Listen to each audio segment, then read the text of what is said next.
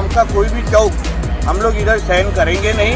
ऐसा कोई मांग कर रहे होंगे तो वो अपने पाकिस्तान में बैठे हुए अब्बा के पास निकल जाए।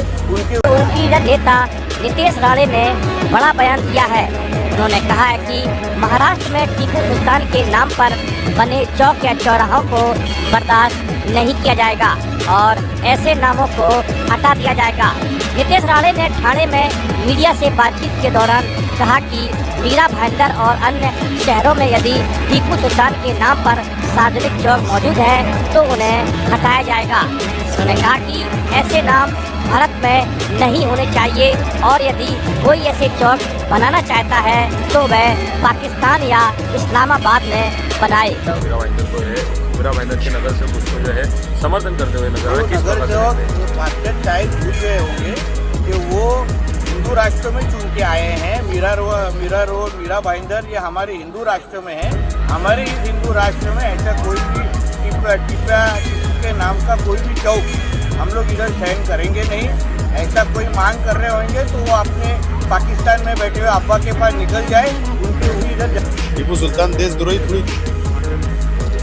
टीपू सुल्तान ने इस देश के लिए उनका बलिदान,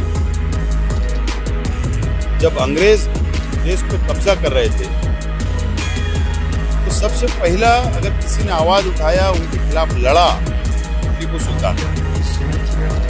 ये भारत के संविधान के अंदर लिखा है। तो भारतीय जनता पार्टी को इतना बुरा क्यों लग रहा है, या जातिवादी संगठनें हैं जो पक्ष है उनको इतना बुरा क्यों लग रहा है? ये नफरत की राजनीति करना चाहते हैं,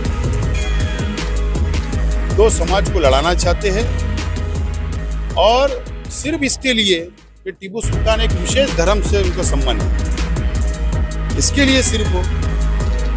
लेकिन तुम इतिहास में अगर जाओगे तो ये देश के लिए उनका बलिदान है और कोई आपत्ति नहीं है। अगर कहीं फोटो लगा है महापौर कार्यालय हो, उप महापौर कार्यालय, तो क्या आपत्ति है? ठीक है, शहर का शांतता रहना चाहिए।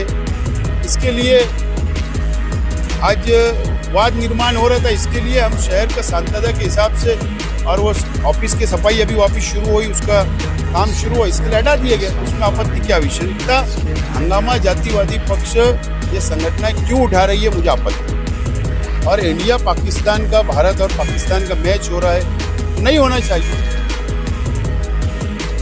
ये सिर्फ बिजनेस है।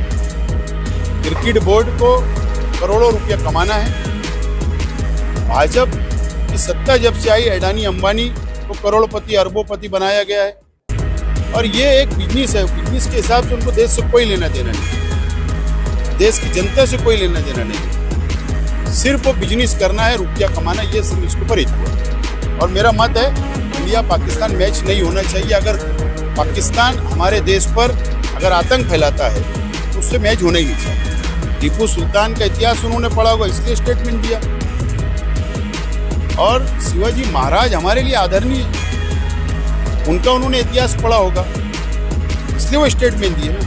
तो मैंने कहा ना कि 2014 के बाद से सिर्फ जातिवाद का राजनीति, कि एक विशेष धर्म के लोगों को टारगेट करना, लेकिन उनका देश के लिए जो बलिदान है तुम उसको कैसे खत्म कर सकते?